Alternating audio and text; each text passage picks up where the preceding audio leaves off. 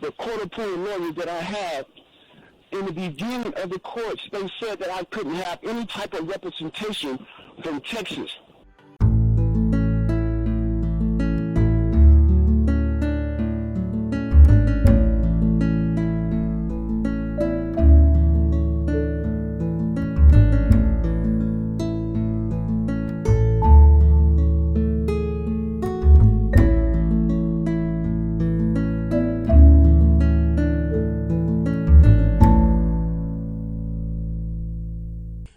I'm here. Yes, let's take another caller.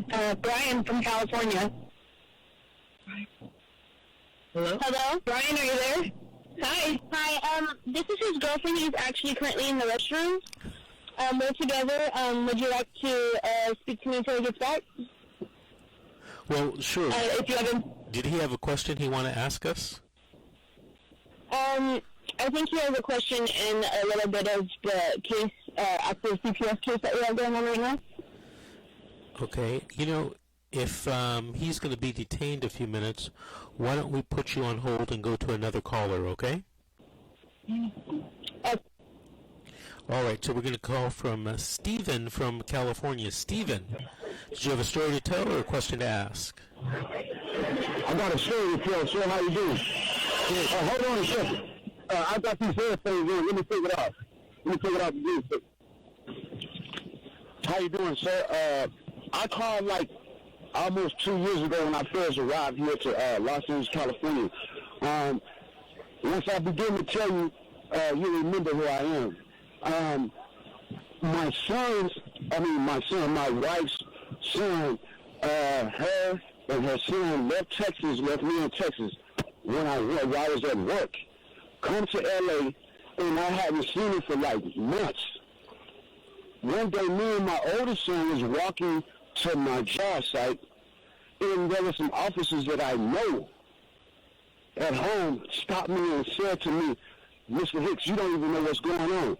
At that time, I didn't know that my daughter had been taken away from the hospital here when she was born without no proper cause. So when I arrived here to Los Angeles, California, the first lawyer that I called is actually you. Was the first person that I called, and you told me that you couldn't help me at the time, you know what I'm saying, and because of the allegation that was put on me. Ever since I've been here in Los Angeles, they have made 5 different reasons why they won't give me my daughter back, right? Are you there? I'm here, I'm listening. Yes. And the allegation was that I was an alcoholic and I choked her son on Skid Row. And everybody on Skid Row, even the police, like I told you last time I talked to you, it's impossible for me to do anything to a child in broad daylight on Skid Row when the actual fact I hadn't seen her or her son in 9 months. Like I said, it's a long story that I have to tell. I'm still in court right now. Now he's talking about, the judge talking about that he has a problem with me and her relationship. And I'm asking my court-appointed lawyer, ma'am, why does he have a problem with our relationship when, actuality, when I first arrived to California, they did not know that I was a biological father or anything. Only thing they had was the allegation that her oldest son, her baby's daddy, her mother, and the little boy went to CPS. And I told my court-appointed lawyer, ma'am, just watch the little boy's actions. He doesn't act like a little boy who done had something done to him. He got a brand new iPhone, and he says this in the court. So he says in the court, the first court hearing, he says, yes, he did this, but he said, like I said, it's a long story. Well, Stephen, I'm traumatized behind it. Stephen. My daughter's traumatized behind it. She's just 2 years old. They've been messing me and the baby's mother about a visit for like 6, 7 months, 8 months. May I interrupt you for a moment? Yes, ma'am. Okay, I would love to hear all of your story. It sounds very interesting, and I wasn't here 2 years ago, so I'm not familiar with it. But I'll give you my phone number, and we can schedule an interview. And then if you have questions, we can always proceed with calling Vince about them later. How does that sound?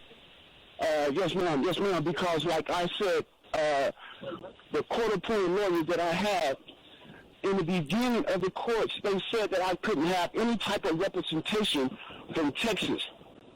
Okay, let me give you my number. Let me give you my number. Do you got a pen and paper?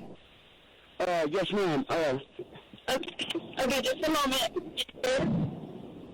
626-594-5526. Did you get it? 26. Yes, ma'am, I got it. All right.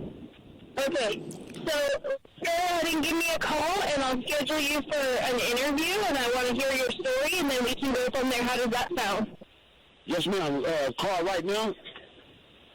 No. After the show, or you can text me also. Oh, yes, ma'am. I will. Thank you. Thank you, Stephen, for calling in. Thank you. Have a good day. Thanks, Stephen, for calling in. Thank you for listening.